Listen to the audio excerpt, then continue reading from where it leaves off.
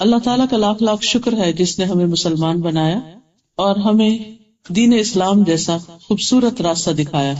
اسلام جس کا مطلب ہی پیس ہے، امن ہے، اور اس پر چلنے والے، اس راستے کو اختیار کرنے والے حقیقت میں امن میں آتے ہیں.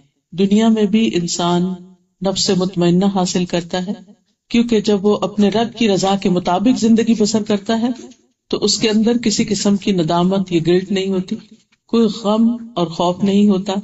وہ اپنے رب کی رضا کے مطابق جب کام کرتا ہے تو موت کے وقت بھی اس کو جو فرشتے جان لینے کے لیے آتے ہیں آ کر سلام کرتے ہیں اور نفس مطمئنہ کہہ کے اس کو پکارا جاتا ہے. اسی طرح قبر کے اندر کی اس کی زندگی بھی امن و سلامتی کی ہوگی، اور قیامت کے دن جب وہ اٹھے گا تو اس وقت بھی لا يحزنهم الفزع الاکبر، وہ بڑی گھبراہٹ کا دن انہیں غمگین نہیں کرے گا، انہیں پریشان نہیں کرے گا. وہ دن بھی ان کے لیے اطمینان اور سکون کا ہوگا. اس پر ہمیں اللہ سبحانہ و تعالیٰ کا جتنا بھی شکر ادا کر سکیں کرنا چاہیے، اور جتنا بھی کریں وہ کم ہے.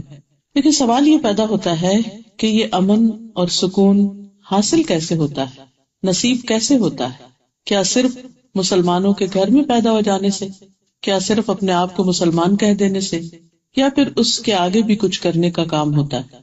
حقیقت یہ ہے کہ انسان جب اللہ سبحانہ تعالیٰ کی مرضی کے آگے، اس کے احکامات کے آگے جھک جاتا ہے، اپنے دل و دماغ کو جھکا دیتا ہے، اپنے آپ کو جھکا دیتا ہے، اپنے سارے اعضاء سمیت اس کے آگے جھک جاتا ہے، تو حقیقت میں اسی وقت اس کو یہ امن اور اطمینان نصیب ہوتا ہے.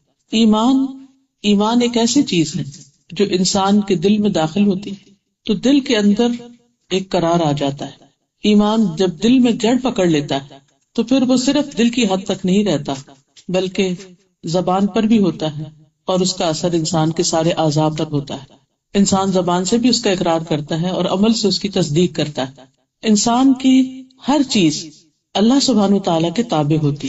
ہم عام طور پر جب اسلام کی بات کرتے ہیں تو صرف نماز روزہ ہمارے ذہن میں آتا ہے، یہ چند عبادات اور ریچولز آتے ہیں، وہ تو اسلام کا حصہ ہے ہی. یہ ظاہری طور پر مسلمان ہی جب ہوتا ہے جب وہ ان ریچولز کو اختیار کرتا ہے.